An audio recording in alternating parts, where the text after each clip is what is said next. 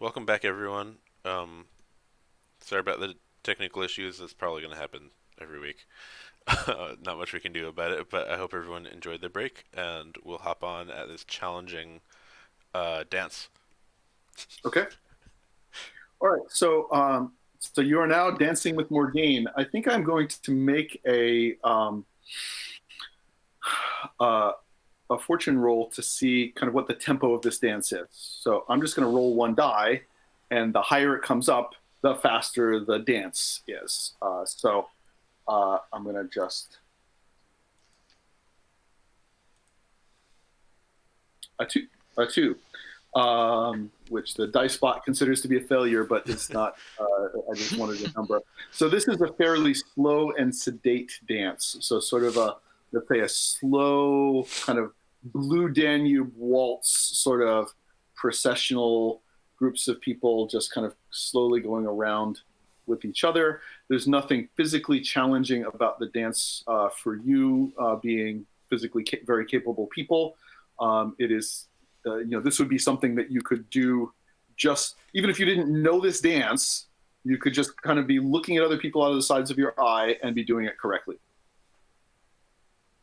Okay, well that is about as perfect as I could possibly ask for.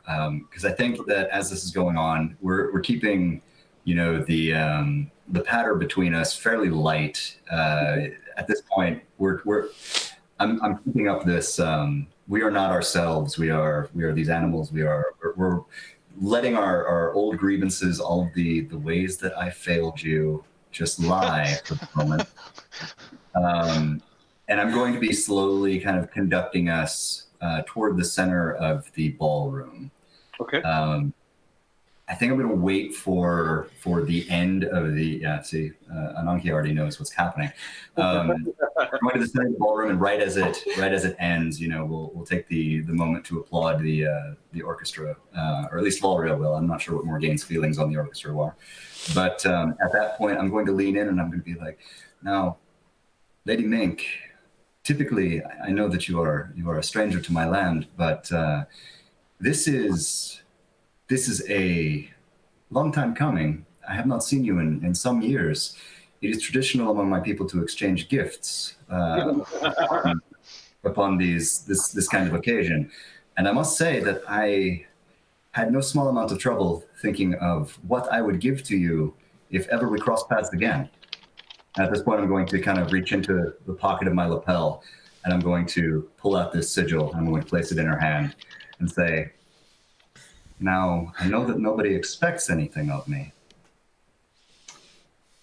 but I hope that this strikes the right tone. Interesting. All right. So what are you trying to achieve with this? Because I think this is going to be an action roll. Yeah, I think that's. What are you trying to get out of this? I'm really just kind of hoping that she hits me. I think I'm contriving to be as insulting as possible while appearing completely innocent. Right. I think that in this moment, that what I'm doing is I'm trying to be diplomatic. I'm trying to be graceful in the social construct in which we are currently appearing. I think I'm using what I know to be just an egregious point of contention between us. And I'm going to try and play it off like, aren't I a cheeky bastard? Okay. So you hand this signet object, which is this is the device that is used by the Storm Knights, or at least was before 120 years ago, as the symbol for a traitor. So it has the equivalent of a big honkin' T on it. And she has on her face the mark of this T right there that she has had on her face for many, many years. It has become sort of her personal sign. And so you're trying to do this. And so what you've done, as well as your tone of voice, the look in your eye, the sort of all of your body language, you're communicating, I am screwing with you. That is absolutely accurate. Yeah. Okay. So let's say that is, I'm going to call that desperate standard. Desperate standard. Okay. All right. So you have a dot in contrive. You want this to be a contrive action. Do you want to push? Do you want to make a devil's bargain? What's the devil's bargain look like here? That's an interesting one.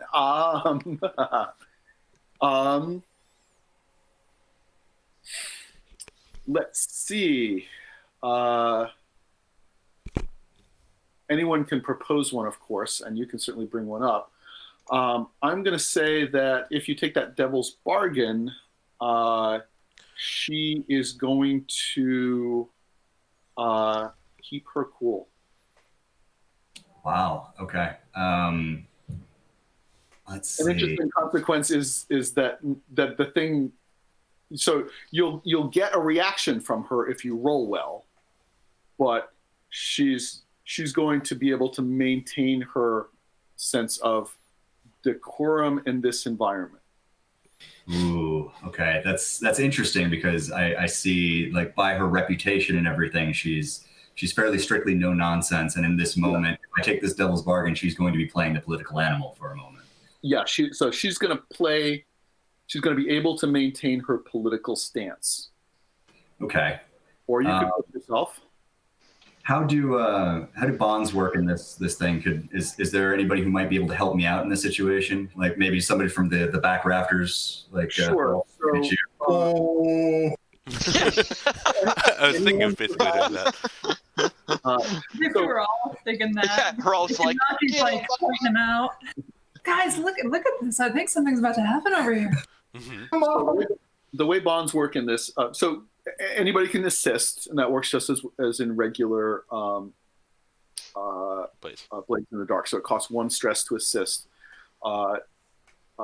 If you have a bond with somebody, then 1 time between rests, then you can assist at no stress cost. So any of these people could try and assist you, but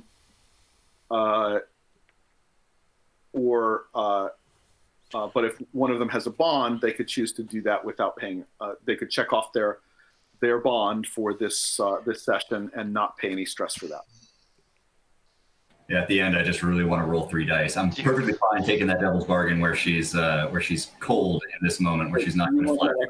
Yeah, no, I totally anything, this is an important die roll for you. I don't have a bond with Valriaut, but I can normal assist and basically do like you said. And I'm totally fine. That's off 1 stress.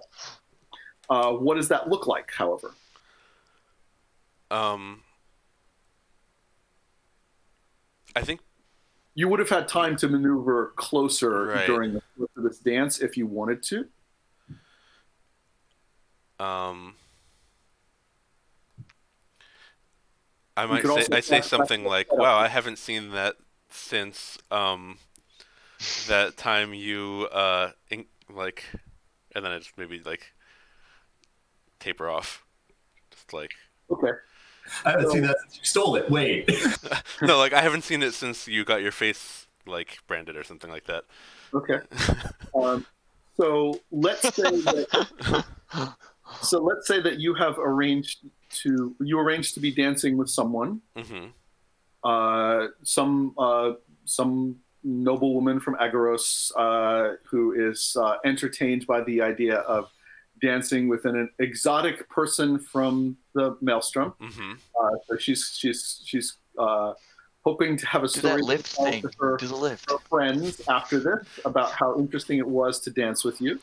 Yeah, and then I'd tell her the story about this device and how it's used to brand traders and see how that mark. Yeah, so you've been telling her a story about how see that lady. That's did you reveal to this woman that that's your mother? Sure. Okay, so that's my mother, and she is a Dominus of the Storm Knights, and you see that mark on her? Let me tell you how that happened. Right? So you've been telling me this very entertaining story, and over the course of the dance, you've been arranging to move closer and closer to Valriaut, and you manage to time it perfectly so that you're at the right spot at the right time.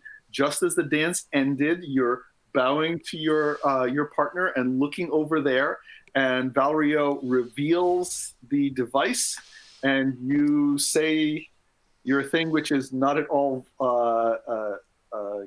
Tactful. nice. Yeah, right. Um, Oh, you're being Dominus nice. I get it. Yeah. So I will certainly call that an extra die roll worth, an extra die worth of assist there. Okay, I'm gonna roll 3 dice. Everybody, Totally fine. send me your juju. Okay. And a partial. So this was a desperate action. So a severe result occurs. So we already know that she is being politically savvy with this and does not lose her cool. You see a flash of anger in her eyes as she figures out that little bastard did steal that after all, right? mm-hmm. And she's figuring out that somehow he hung on to that for all of these years, 120 years, even for these people who live for a long time, is a long time, right? So even for them, this is a long time. They don't live 10,000 years. 120 years is a long period of time. So you see her eyes flash, and the result is that she starts to turn and walk away from you. Wow. So in this moment where she flashes hot, then schools herself and turns on her heel.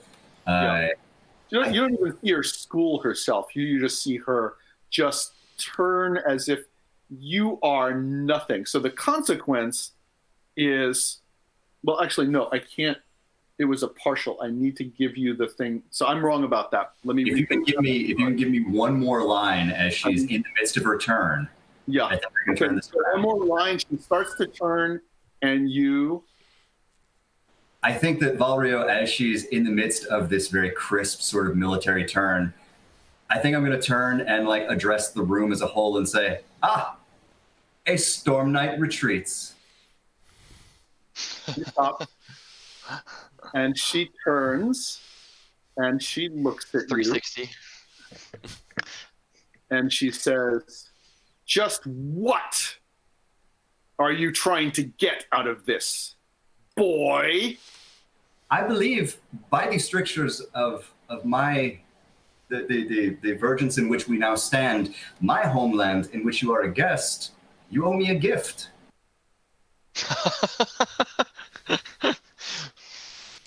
She puts out her hand. You still got this thing in your hand, right? She didn't accept it. She puts out her hand.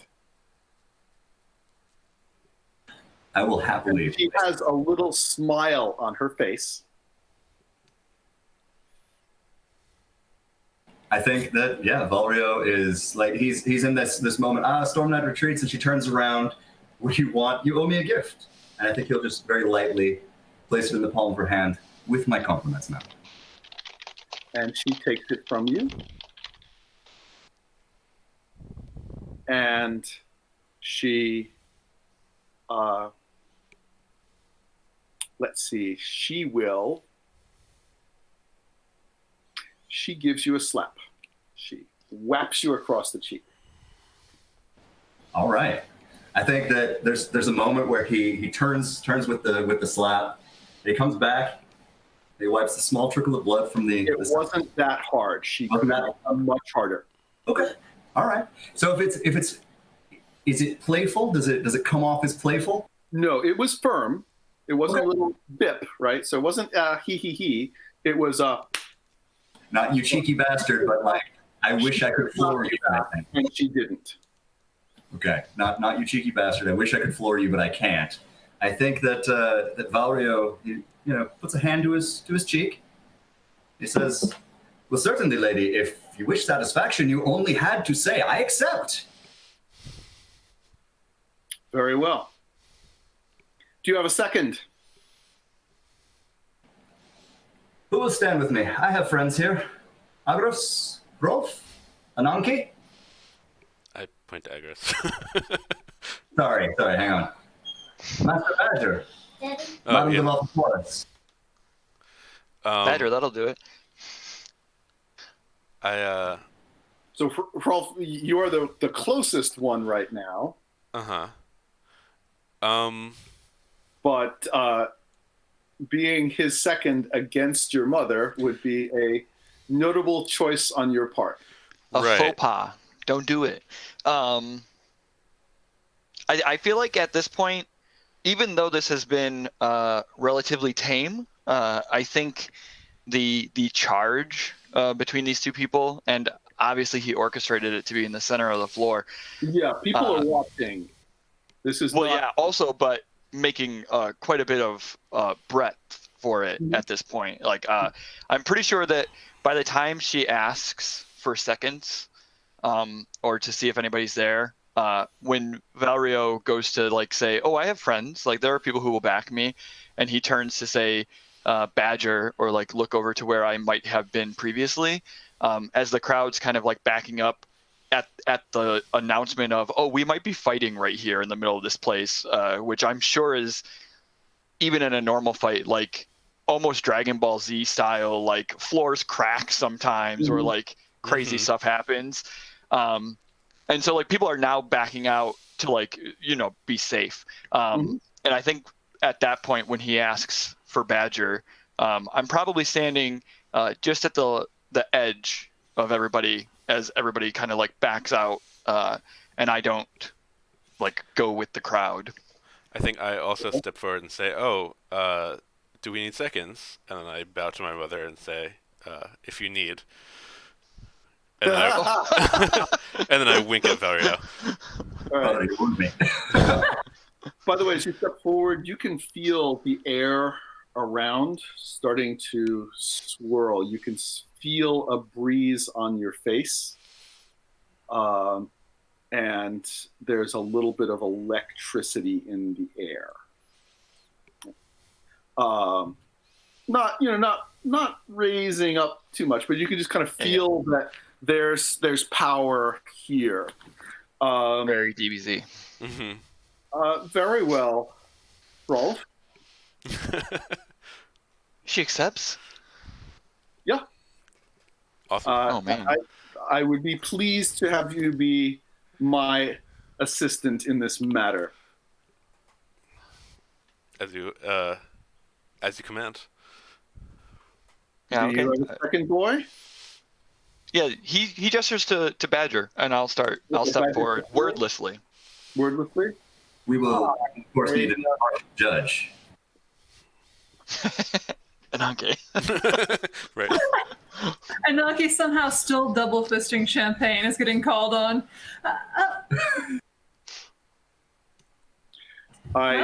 Your ways are not mine, but I am on board. All right.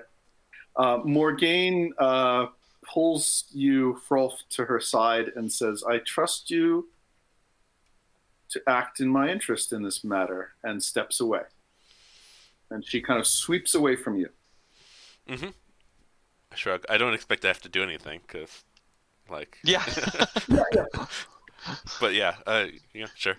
It's moral support. Right. I get out my pom-poms. Right. And so, Agorus, you are aware of the protocol for this, right here. Sure. Is it tag team? No, it's not tag team. But periodically, something like this happens at an event like this. There are actually rooms that can be reserved for this purpose.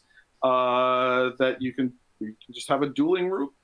There are rooms that actually are set up so that a small, limited number of people can come and observe from behind well-gated barriers. So that there are witnesses, and it is customary to invite a group of witnesses so that if there's anything funky that happens, a group of people could bear witnesses to exactly how that played out if anybody cheated. But you two can be, you have enough pull to be able to arrange such a room pretty much on a moment's notice, and the two of you can have a conversation or a fake conversation about how you're going to play this out. I mean, it's on Valriaut if it sounds like he's trying to make this a public matter, right? Like, It's pretty public, yeah. I mean, the challenge being levied in public is it serves my needs. I think that, I mean, usually in this matter, seconds are the ones who have to, because obviously the tempers are high between the primary participants. So if I have both the seconds and they're friends of mine, this is amazing. So well played, guys. What I'm looking at here is I want this to be a duel of the power. So Morgaine being a Dominus of the Storm Knight, and me being an adept of the power. I think that maybe if I don't necessarily have the advantage here, at least I'm closer to equal footing than if we just started flailing at each other with sharp bits of metal. So the question, among this nobility, a type of dueling might be this. Well, let me ask you this question. What does winning look like? I think winning, it might be, man, that's a loaded question. That's a loaded question for me. Sword, you can say, okay, there's blood, right? So there's to the blood thing that happens. I kind of want to, make it be like passes, almost like in fencing, where you go until satisfaction is met, and one of the default win conditions might be the other party can't answer, and that's at that point you have to call it. Okay. Another possibility I could see would be simply whoever's body or knee hits the floor first. So someone knocked off their feet, off their balance. I kind of like that. Yeah, That seems that works for me. that seems difficult when she can probably fly. she starts flying, never touched the ground. Here's my loaded Weasley kind of question here. I have banish. If I manage somehow to hurl her out of the out of sync with this particular world, and she can't answer the question, "Do you want to continue?" Do I win? Well, it depends on exactly how the conditions of the duel have been stated. Okay. Right. So it sounds like interplanal sumo wrestling. It's now for there to be a negotiation between the 2 seconds, right? And you've arranged so that Hrolf is the second for Morgaine, who has trusted you with this negotiation on her behalf. Sure. Okay. Now, you could, if you came up with something totally ridiculous, you could come back to her and she could say, well, the hell with that. I don't agree to that. That's going to have to be renegotiated. Mm-hmm. Okay. I like that. Hrolf, do you think that your mother would be amenable to a duel like this, where it's passes of the power, and if you cannot answer that you want to continue, then it is the duel is over? Yeah, I think this needs to be like you have like a count of 10 type thing, like wrestling or something. Like if you cannot return within 10 seconds. Okay, I like that. If you cannot give your answer within 10 seconds, then Sure. Right. yeah, that's cool. So even banish isn't necessarily, because of like they can respond by getting back. Then Right. Yeah. So you have to banish in a way that they can't get back within 10 seconds. Yeah. No, I've got to soften her up and then hurl her through worlds. Right. Right. And of course, if you potentially you could use your subtlety ability. Morgaine is not subtle.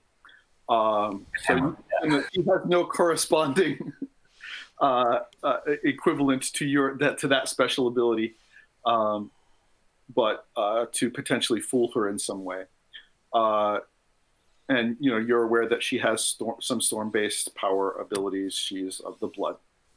All right, it is now 9:18 here, so I want to do this duel justice. Mm-hmm. So we could put that off until the beginning of the next session and finish up, some period of time with the other folks working on their goals for the rest of this session. Does that sound reasonable? Sure. Yeah, absolutely. we could play. Well, I don't. Does Ananke have a direction to go? I guess she kind of already got like the setup for. Yeah, no, I got the setup for the finding the dragon, but we were also looking to meet back up with the gentleman about the Hall of Statues, which apparently is lost to antiquity somewhere in this. Yeah. Yeah, right. So Big at least cave. well known. Yeah. So maybe while everyone is relocating to the dueling chamber, I stop by whoever this person was to talk to about finding the or Ananke and I stop by. Okay. Yeah. No, that's fine. There's we can flash back. We can say that the duel is going to has been arranged to happen in 2 hours game time. Yeah. There's time to arrange this so that Makes you sense. are able to do stuff and still fit within the timeline of the fiction. So you want to talk to this gentleman whom Ananke has identified to discuss the location of the Hall of Sculpture. Mm-hmm. Okay. All right. So let's say that at some point, maybe there's arrangements being made, that room is being cleared and made ready. Discussion is happening. Rumors are flying like crazy. There's lots of people talking about things. And perhaps Valriaut is suddenly being talked to by nobles, insisting that you not create a diplomatic incident here. And what the hell are you doing here? So there's some discussion going on about how this is going to play out and how you shouldn't be screwing with the relations between these two powerful places. So let's say that you're getting a talking to about that. Meanwhile, a gentleman has approached Ananke. He is about 4.5 feet tall, so he's quite small, and he appears quite elderly. So he's walking with a staff cane thing that he uses as a walking stick. He's wearing a big wide robe and has sort of long white hair going down behind his back.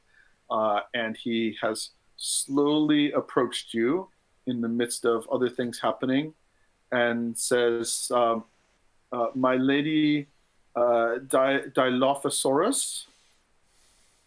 Yeah, I think that Ananke's saying his age. I think that maybe on the serpent they treat their elders a little bit differently, with a little bit more respect. So she gives a very formal bow that you would expect from like a serpent. She practically takes a knee for a moment and then comes back up, very almost reverent for a moment. Okay, sure, nice. And you are much taller than him because you're tall and he's very short. So he's looking up at you, which he is used to doing. He's used to looking up at people, and says he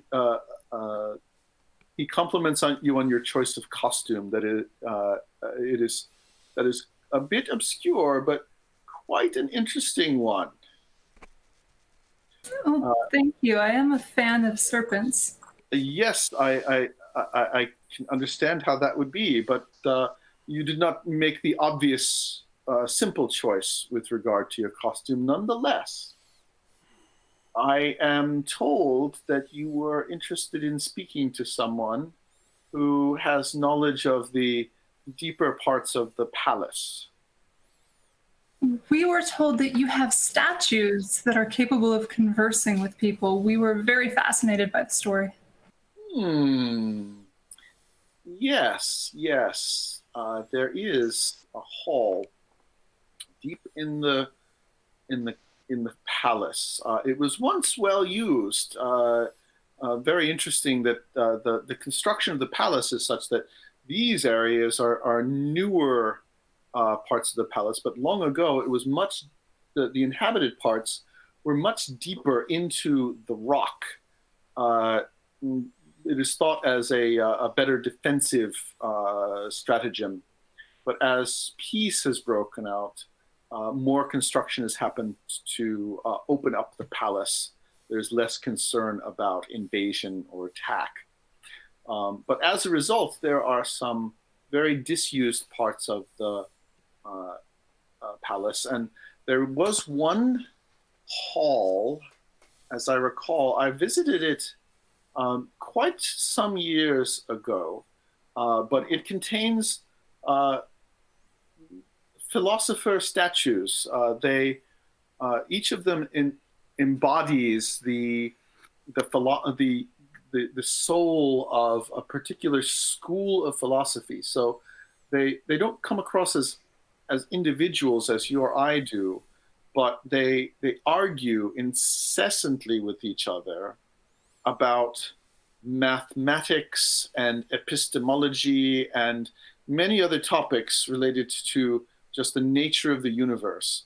By now, perhaps they've discovered the key components of the universe and disappeared into some other, for all I know. But at that point in the past, perhaps 40 years ago, they were at it, arguing in ways that, I consider myself to be rather knowledgeable, but there were many points that they were making that were far too esoteric for my understanding. I don't suppose we could trouble you to guide us there. No one has asked for a visit to that part of the palace in quite a long time. May I ask what your interest is? Hrolf, you want to? My companion here and I are studiers of the esoteric, and have been having our own debates, and thought perhaps they could help solve some of them for us. Yes, I can see. It is thought that long ago, philosophers from Vergences and Anchors across the Umbra came to visit the Palace of Agorus of old, in part to partake in debates with these statues, and their time here goes back perhaps at least, I believe, at least 1,000 years. I would have to consult my books to see exactly what the origin was and how far they go back. Some years ago, a philosopher came and wished to speak with them, and I believe I gave him a guide and sent him off. I'm not sure exactly. I haven't thought of him in some years. I don't recall him coming back. I wonder if he ever did. Do you know? Perhaps we shall meet a new friend there as well, then. Well, Is or this a remain. normal occurrence? That would be odd, wouldn't it? Yes. Yes, I think we could arrange something. Are you looking to, do you have a time limit here? Are you planning on staying in Agorus for some time? Do you need to do this soon? Obviously, things are rather involved with the ball and carnival and all of that. We have an engagement with the duel. We also have plans to leave at the end of the ball. So you wish to leave within a few days, or well, let me see. I must say that I am not physically in shape to accompany anyone that deep into the palace these days. There are certain parts that would require climbing, and I'm really not up to walking that far. But I believe I could provide you, if you were to get permission, I could provide you with a map and a guide. One of my assistants is familiar with that part of the palace and would probably be able to assist you. But I would need a letter of permission to go that deep in the palace. Of course.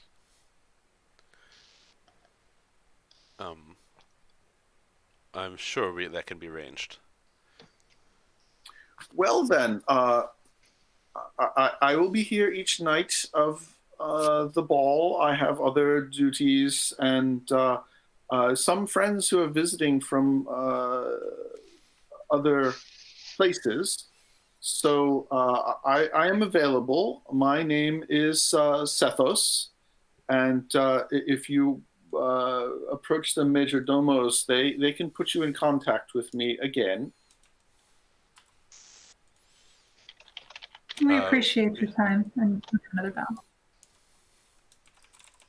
Very good. It was a delight to meet you both. And Pleasure to meet you as well. I will see you at a later time. I will discuss this with my assistant and make preparations should you be able to acquire such a letter of permission. We will see you soon. Very good. All right. Yeah, I think once they're clear, she's going to lean over towards Hrolf. How do we get a letter of permission? Probably from the prince. Oh yes, we know him. Indeed. We know him. And he owes me a favor after all. Yeah. Yeah, you have connections here, so it's not that this is a hopeless cause. Right. Oh my god. I'm gonna duel Hrolf while you're dueling his mom.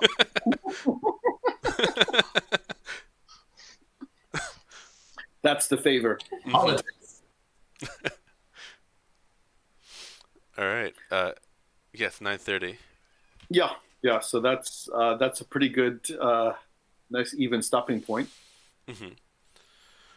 Thanks everyone for joining us. We can do a quick sign off. Sorry, my cat is meowing at a bug and it's very distracting. Yeah. We can do a quick sign off. I'm Jacob. You can find me at Jacob also. I've been playing Hrolf.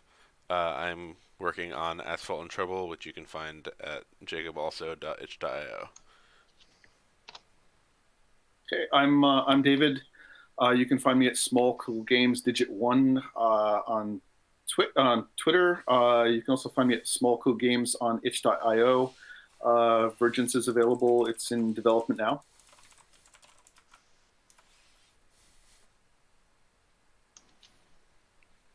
I'm Drake. I've been playing Valriaut, and I'm probably going to die next session. But you can find me at Making Dice while I survive, and I'm working on Court of Blades. You can find that on at courtofblades.com. And I am Navi. You can find me at Navi Music. I'm also working on Court of Blades. And yeah, see you guys next week. And I'm Travis. You can find me at Octosplosion if you have any need. But there's nothing important there because I'm not making anything cool. I just got on here so that I could be a prince. All right. You're not making anything cool yet. Exactly. Oh, right. That's what I meant. Yeah, that's why I made that Twitter. Exactly. Yep. Yep. You have to now make a game about 8 things exploding. All right. Thanks everyone for joining. I hope you liked the show. We'll be here same time next week. Take care, everyone. Bye.